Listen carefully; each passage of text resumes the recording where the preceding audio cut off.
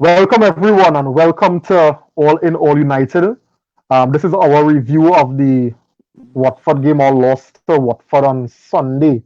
We know our reviews are a little bit late due to some issues beyond our control, but we're here and Nico, we're here to vent by. And I know we're not talking Boy, for myself, we're talking for all the Man United fans out there who, were left, sour having to go through this Christmas period or to go through Christmas Day thinking about what really going on with this club. It's like one step forward and three, four steps backward. And we can't seem to be making any kind of headway this season. Every time we think we making some forward steps, it's because we're going to lose against teams that we're supposed to be beating. And I really, really, really don't know what's going on with this club, Nico. boy, touch me. I some grease, eh? But again, I extra 10. Because you see, yesterday, boy, I don't know, boy. Yesterday was definitely one of the worst games of the season. The passing was horrible. The defending was horrible. I don't know what we did good in that, especially in that. Fuck for the whole game, I don't know what we did good. Right? I think the only good thing that came out of the game yesterday was Pogba getting some minutes, and he was still lambasted by the fans after the game, right? For what reason, I don't know. That was the only good thing come out of yesterday's game, but it was a atrocious game for the fans, a difficult one to take. The team at the bottom of the table, last, who's almost sure to get relegated. I mean, could put on a performance where, well, I mean, two wasn't even, it could have been even more. Again, the Amira era, I will say again, right? Because the Everton one, I mean, you could put it on him also, right? So I don't know what's going on with the here also in terms of his form, his confidence. I think it definitely taken a hit, and teams are actually targeting him because even here, when the commentators say where players, with the corners trying to target, just to try to put the ball on the hand.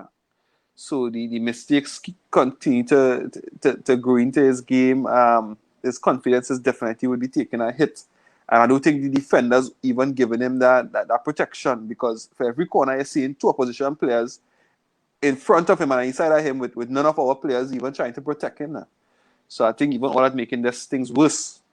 So again, horrendous performance, a horrendous result, and we continue to feel the pain. So fully agreed. So the question comes down to this, Nico, because when we play well, we praising Ollie, we saying give him time, we rating up the players. I mean, a couple of weeks back we had people asking whether we needed Pogba or not. So it's really, yeah, it's like it's almost as though we can't trust the team right now. So in your opinion, Nico, who is responsible for what we're doing with this club right now? And I want to take it away from the board because we have a group of players, and we've been playing we've had this team together for quite some time. They got a full preseason together. Barry Little, Maguire. We had a preseason together. Ollie is working with them. He says he's seen progress.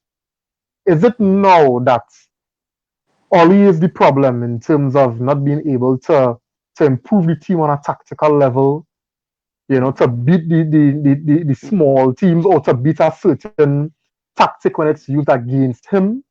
Or is it the players that they're not good enough?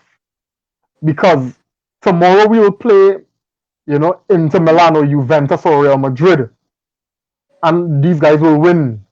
But then the day after, they'll come and face Joe Public, and Joe Public will beat them. So who really responsible by Nico? Is it Oli or is it the players? Well, yeah, I feel Oli. Don't mind we say about ruthless side, but I feel Oli being maybe a bit too soft with some of the players on them, because the intensity that some of these players should be playing at, they're not playing at it. Right? The consistency is supposed to be seen from these players, you're not seeing it. And the thing about it is, some of them know that the position almost sure, like sure, right?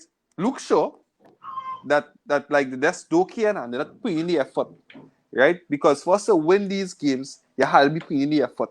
You can't just show up and feel that because you are Man United, right? Because you have Rashford who may be in form, Rashford, Marshall who playing good football, right? That you can just show up and win a game. Because the effort that some of these players are supposed to be putting in and the consistency, you're not getting it. Right? Players like Luke Shaw, even Lingard had an excellent chance yesterday, right? It's difficult to blame Oli for that. Yes, you could pick apart the football and see, you can see the lethargy in our game, you can see the lack of movement, you can see all that, which you could put down to the coach, right? Or the tactics that you're playing with. But the effort and the consistency and the quality is just not there. You know, if Lingard took that chance yesterday, the game would have been different. And why you take it? You don't have that. That chip or you try, you don't have that. Try something else. Right? Last week again, with the Everton game, there's a little composure again, right, with Lingard, and we could have been ahead. Yesterday, the same thing again. Well, I mean, go try around the keeper, try aside the keeper in the near post, try something, but you try anything you don't have. And when things like that happen, yes, things will fall back on the coach, right? But is it just the coach to blame? Yes, I seen things where Oli technically, I mean, he not good enough, right? But the players also in a mess. Yeah, and it's something that Ollie has been saying time and time again, and I had to agree with him on this. We've been creating chances. You talk about the Lingard chance, in Everton, and we if we have to go back to all the games where we drop points, um, there were clean, clear-cut chances we created, Nico, and all it needed was the finishing touch in it. And when we don't take those chances, we realize because it's a young team, you don't know if they have, that desire and that do or die drive. We don't know if that is it's fully developed yet within the team, to push through, coming from behind to win like how it used to happen in the old days with Sir Alex Ferguson. We don't know if that kind of mentality developed fully yet because a young team. But the issue is, Nico, is our lack of being clinical. If we take our chances, Nico, we will be up in games and we will be able to play with a little more, with a little more ease, with the pressure of breaking the deadlock already gone.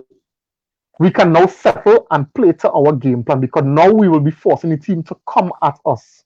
So now we can use our primary tactic, which is to run behind the lines. But when a team comes and sets up to devoid our game plan, and we miss chances like that, and the game wears on, and teams grow in confidence, then we setting ourselves up to either lose, and then the team now will get we'll panic a little bit because time running and we want to win, and we might draw. We don't want to draw, and then you'll find the mistakes happening. You understand what I'm saying? And then boom, stuff like what happened today here happens. Then what things that happen with Bissaka happens. And these are the issues that I'm seeing here, Nico. We need our attacking players, or our players need to be clinical and take the chances when it's presented to us. We can't blame Oli for that.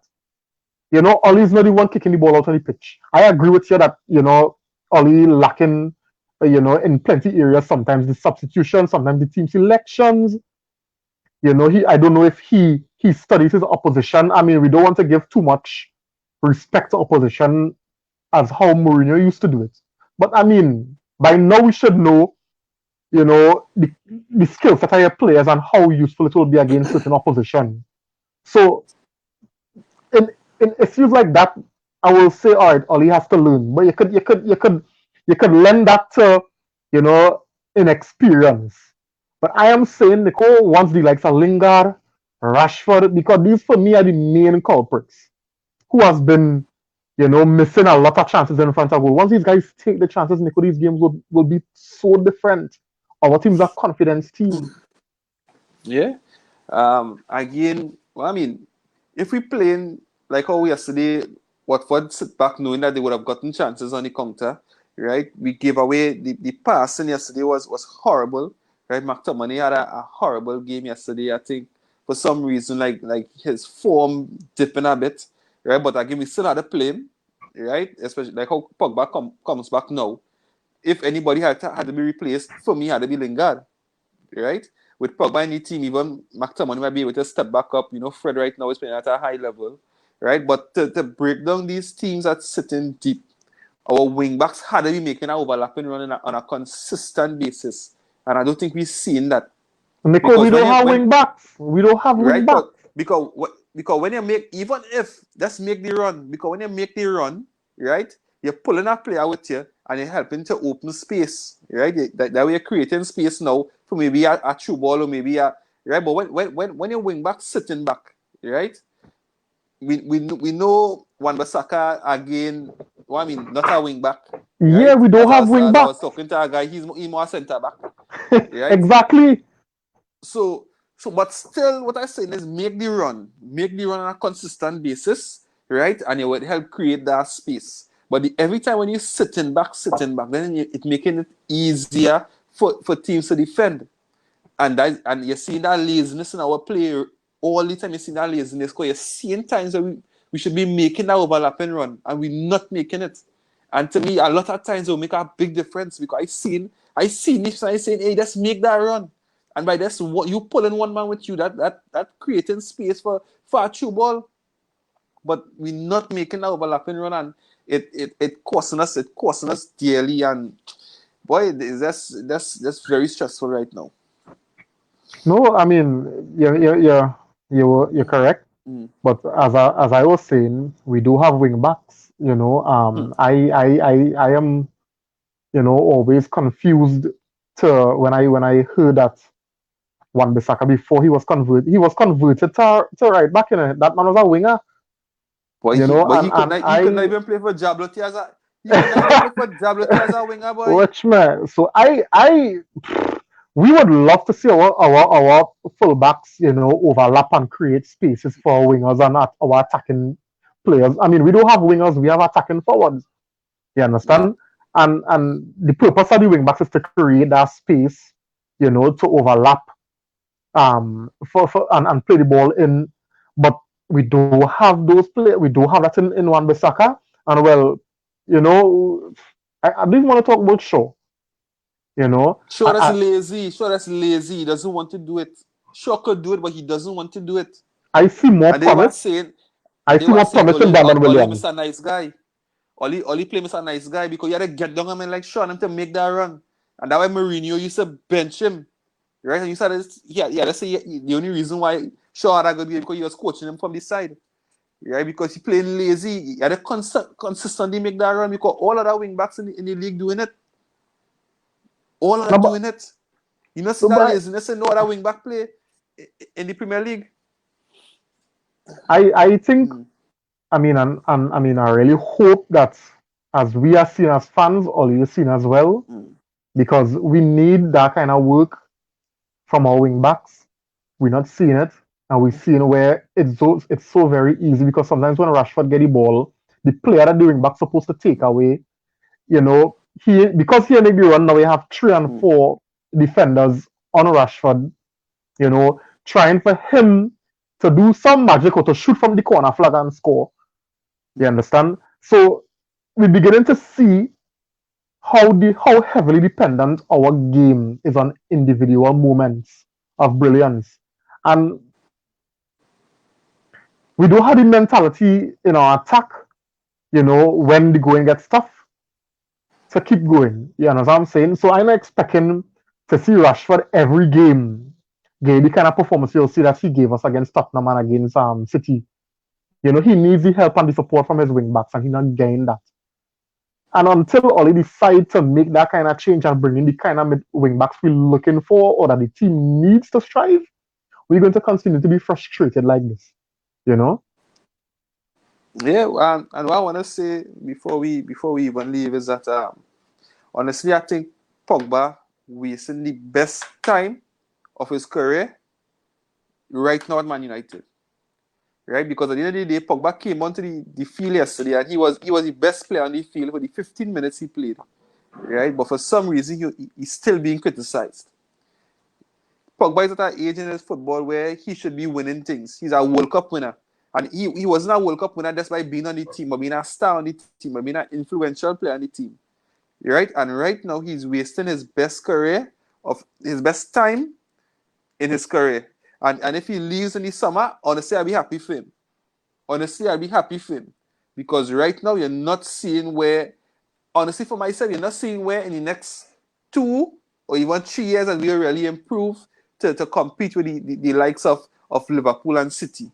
Because in the summer or even January, City going and strengthen, where again they will be the top team in England, right? Or one of the top 2 teams in England. And to break that monopoly with Liverpool and City will be almost impossible, right? Especially with the experience and the lack of quality that we have, and more or less like is a whole overhaul we need, right? Where those teams just need 1 or 2 players to strengthen even more, right? So if Pogba leaves in the summer, I'll be glad for him, right? Because I think he really wasting the best time of his career presently at Man United. Right now, we not improving at the rate, for Pogba to achieve anything with Manchester United in the remainder of his playing career. Pogba is 27. So you talk about 3 years, and I don't even think after 3 years we'll be at the level to compete for championships. I still don't see that, because we're talking about give him 4 or 5 more windows. The rate only going, and from what I'm reading, the kind of players only looking at, we're looking for a good 4 or 5 years again at mid-table level. Hopefully, them fellas really step up and show for us to actually go to the top and start to compete where we were before. So this whole rebuilding thing, Nico, if we've been honest with ourselves based on what we're seeing happening, this is not a short-term thing. And as you say, I mean, I've been saying it for quite some time now, I want Pogba to stay. But when he looked back at his career and he realized that he could have won a Champions League, you understand? He could have won a Ballon d'Or. He could have won a World Club Cup based on this decision to stay or leave Man United. Because at the end of the day, let's be real. Pogba will stay here and he will still get criticized every single game he plays. If Pogba were to put pen to paper tomorrow, Nico, every single game Pogba play, Pogba gonna get criticized. You know what I'm saying? So where's worth? You're not gonna win nothing here, based on what we're seeing. So I mean I all for cutting your losses, Palo, and you go and you achieve great things, because we cannot see anything happening for Pogba right now at the rate that things going. Yeah, I just want to read a comment here from Kyle. He say, I just want to see an attempt of 4-4-2 system. I know modern football has moved on from this formation. I do think we have the players to play it.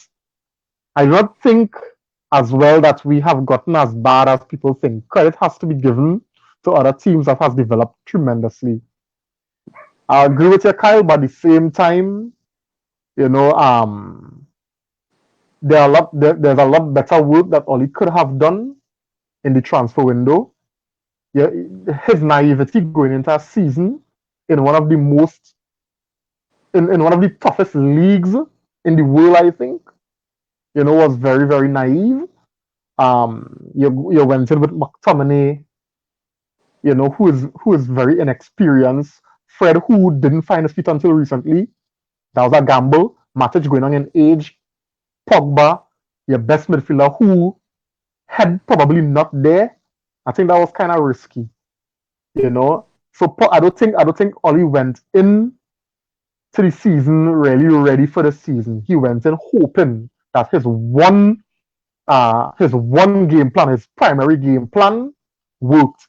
He went into the season hoping that nobody get injured and everybody played at the optimum level without dropping form. And that, for me, is naive. I don't know if you want to comment on that, Nico. Yeah, again, yes, I agree. Almost all the teams improve, right? Even look at Sheffield United, who came up from the championship, right? Watch where they are in the table. I think most of the teams improve. However, we haven't improved where we're supposed to be. right? Because if you look at the likes of Liverpool and the likes of City, the likes of, the top teams, they continue to win. And they continue to win the games they're supposed to win, at least majority of the times. However, the games that we're supposed to win, we are not winning. Because these games against teams like Everton who's struggling, Watford who's struggling, yes, they are good teams, but at the end of the day, with the team we have, even if you look at our team on paper, we're supposed to be knocking off these teams, easily. So I think that would be the real frustration is for Man United fans, is that when we look at the team sheet, and when we look at the results we get against the bigger teams, and when the small teams come, they're knocking us down. I think that where the real frustration is now. Right? So again, as same as what you said, Reams, I think Oli was naive in coming into the season hoping rather than knowing. And I think that is one of the biggest things that are affecting us right now. And I even look at how quickly other teams tie up transfers. Look, Liverpool, Klopp went to Salzburg 2 games, and he sent his scouts, and look, they signed this guy, this Minamino from Japan, the Salzburg player, and he's a Liverpool player already. You know what I'm saying? We're going to wait until summer 2025 to probably sign Haaland. You know what I'm saying? One of the things that annoyed the living daylights out of me is that Ollie said we sent out scouts and we scouted over 250 players to fill the right back position. We signed the most obvious player. You telling me 250 players we scout, Nico, and the only person we ended up signing was the most obvious one? You telling me we couldn't find a diamond in the rough somewhere in the back somewhere to not have to pay $50 million? That says a lot about. You can use the money and invest it in somewhere else in the team. Yeah, so that says a lot about our scouting department and how we approach signings. I offer, going into the academy and looking and giving youth a chance. But come on, let me be real. Football has gone way past that right now, Dred. And if you want to go that way, you have to be prepared to settle for what's going on with money right now. Inconsistency, mid-table status. So we have to decide what we want. Do we want to develop players and then have them leave the club? Because if we were to remain mid-table, players when they develop, they'll want to leave. You know what I'm saying? Because we won't be winning anything to keep players. So we have to decide what we want. But thanks for your comment, Kyle. That was very, well thought. So Nico, we have Newcastle Boxing Day. I don't know which man you go show up, so I'm not really confident about our game now. But it's like you don't know which man you gonna show up. You don't know. My expectation is a 0. I just go in and watch the game. Objective in terms of whatever happen. Because you don't know what is a home game. Newcastle coming out to win. They're coming out to get the double against us this season, right? The players like Shelby and the fellas just step up when they play against Manchester United. And that's going to happen again. We're going to struggle again. We're going to struggle to break down Newcastle. They come in with a game plan. And the game plan against us, it's so simple. It's so simple that any team could utilize that game plan against us and frustrate us. So again, it will be a difficult game, a frustrating game. We hoping for the victory, but we're going in hoping but expecting the worst. Well, I'm going in hoping but expecting the worst. Again. Yeah, and I mean that's the thing that all the fans had to endure. I mean, people paying money, the kind of prices I see for tickets, boy, and these people going week in, week out to get disappointed like this, boy. Kyle commented again, and I put it on the screen here. He says Oli has no pedigree to coach Man United. We have players that don't understand the magnitude of the club they're playing for. I can remember that time when Gary Neville was in the tunnel and Schmeichel, when he was playing for City, come to shake his hand, Gary Neville didn't want no part of that. That love for the establishment is not there. And that is what made this comment, Kyle, is spot on. We're not seeing that kind of... And I think personally, that has been lost in football across the board. It's like everybody is partner and friend now. Yeah. So nobody want to step on nobody's toe. Everybody cool and while the game going on, men chatting. the days of Roy Keane and Patrick Vieira. You're not seeing that. You know, it's war. Yeah. You know, but Honestly, the only person who I've seen who had that kind of fight in them right now is McTominay. McTominay had a fight in him. And I think he's one of the leaders on the team that players really rallying around now. Or he trying to rally the troops. But that's the only player on the team that had a fight in them right now. Everybody else is a friend and buddy kind of situation with it. yeah, and sadly, that's where football is right now. You know, you ain't getting that kind of vengeance and that kind of long time. I remember the Manchester versus Arsenal. That rivalry was fierce.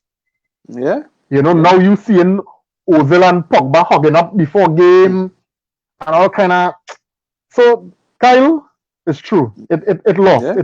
It lost. It lost. It lost. It lost. So I mean, we had to take it for its worth now. You know, and I guess also, you know, Nico, any closing remarks, boy? Nah, that is it for me. It is on my side. What was it? Season greetings. We know that it has been a difficult Euro-2 season so far for United fans. Let's hope after Christmas, Boxing Day into the New Year, we get some better results that we could really hope that, you know, teams above us continue to drop points and we make up the points and for some reason get to the top 4. I don't know if we deserve it, but at least give us some hope that, hey, you know, we're going in the right direction. Yeah, because I mean the 2 last weeks, you know, points were dropped by big teams.